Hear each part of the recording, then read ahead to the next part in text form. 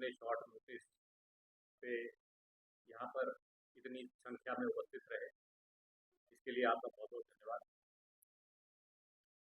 आज की जो ये प्रेस कॉन्फ्रेंस है, इसके 2-3 मुख्य उद्देश्य हैं।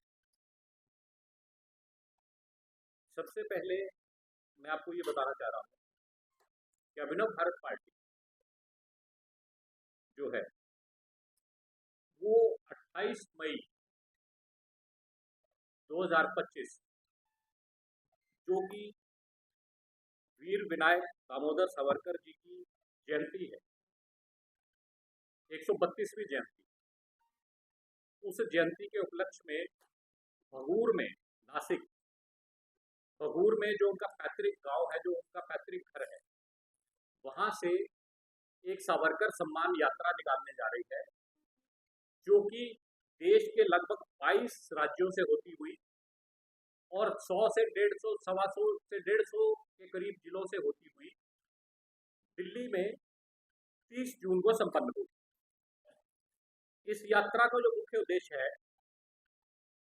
इसका नाम ही हमने रखा है सावरकर सम्मान यात्रा। तो भाव ये है कि सावरकर जी को जो सम्मान उस क्रांतिकारी को, उस योद्धा को, उस राष्ट्रवादी को जो इस देश में मिलना चाहिए था, वो सम्मान इस देश ने आज तक उनको नहीं दिया। तो इस यात्रा के माध्यम से हमारी सरकार से ये मांग रहेगी कि वीर सावरकर जी को भारत रत्न की उपाधि से दी जाए।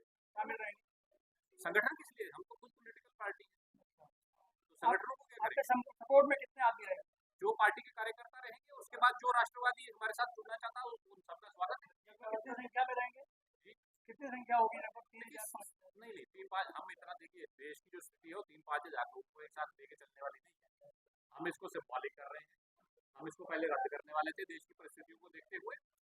चूंकि अब परिस्थितियां ठीक है, इसलिए हम इस यात्रा को अब शुरू कर रहे हैं। यात्रा क्या वो परमिशन भी तो दिए क्या? यात्रा की परमिशन? लेकिन परमिशन नहीं होती। हम सावरकर सम्मान यात्रा कर रहे हैं, आप डीएम है एक जिला के, मैं आपको एक ज्ञापन देने जा रहा हूँ, तो क्या मैं आपसे परमिशन दूंगा क्या? हम तो आपको इंटीमेशन दे रहे हैं कि हम आ रहे हैं। अभी हमने जितने डीएम्स को मिलना है, हम उनको इंटीमेशन लेटर दे चुके हैं कि हम आपको एक ज्ञापन सौंपने आ रहे हैं। सर, इस यात्रा में कौन कौन से वर्ग के लोग जुड़ सकते हैं या सभी वर्गों के लोग? नहीं, सभी वर्गों के लोग जुड़ सकते हैं। हमने तो ये कहा है कि जो आदमी, जो व्यक्ति इस देश को, इस भूमि को अपनी माता मानता है, मातृभूमि मानता है, वो जुड़ सकता है। उसका स्वागत है अभिनव भारत पार्टी।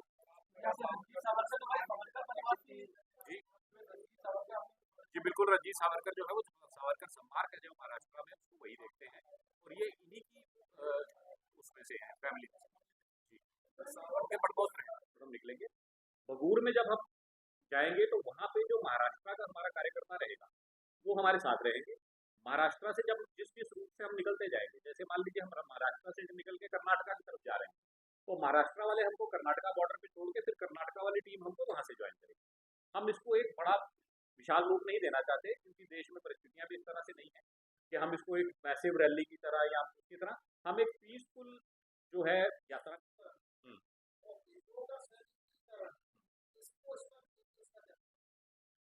देखिए ये स्पष्ट है अपने आप में, सावरकर जी ने कब ये नारा दिया?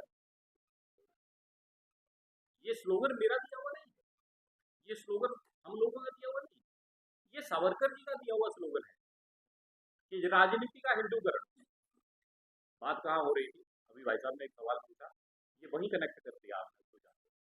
और जब मेजर साहब ने ये कहा कि जब तक ये हिंदू राष्ट्र नहीं बनेगा तब तक ये विकट परिस्थितियां आपके सामने आज भी, ये पहले आज से 75 साल पहले भी रही, इन 75 सालों में भी रही।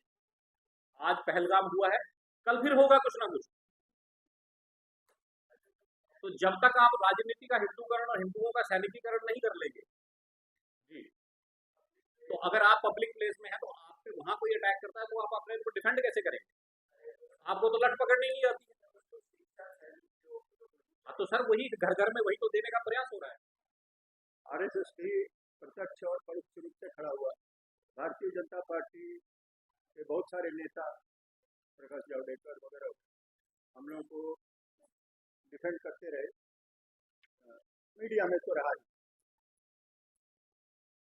17 सालों से केस हम अपने बलबूते पर लड़, हमने सरकार से ये मांग नहीं की कि हम हिंदू हैं इसलिए हमें छोड़ दिया जाए या हमें निकाल दिया जाए या हमें हटा दिया जाए।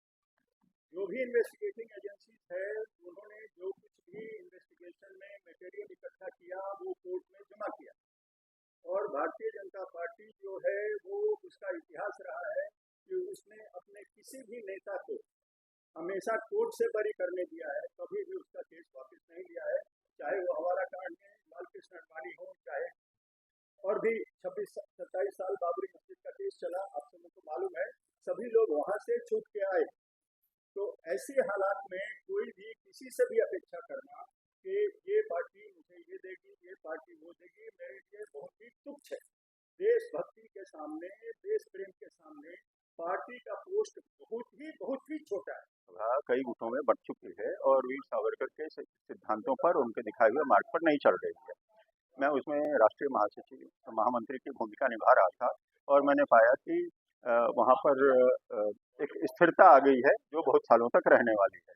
और ये जो पार्टी है ये इसका मुख्य उद्देश्य सिर्फ सावरकर जी के मार्ग पर और उनके सिद्धांतों पर चलना है। मुझे इनका ये प्रस्ताव अच्छा लगा। सावरकर सम्मान यात्रा निकल रही है, इसका के बारे में जब मुझे बताया तो मुझे बहुत ही आनंद हुआ, क्योंकि बहुत सारे लोग सावरकर जी को का सम्मान की बात करते हैं लेकिन उनको भारत रत्न देने के लिए कोई प्रयत्न नहीं करता है। तो ये सारी चीज़ें सोचकर मैंने इस पार्टी आज ज्वाइन की। इससे पहले भी आपको किसी पार्टी का ऑफर आया था? ये बोलना उचित नहीं।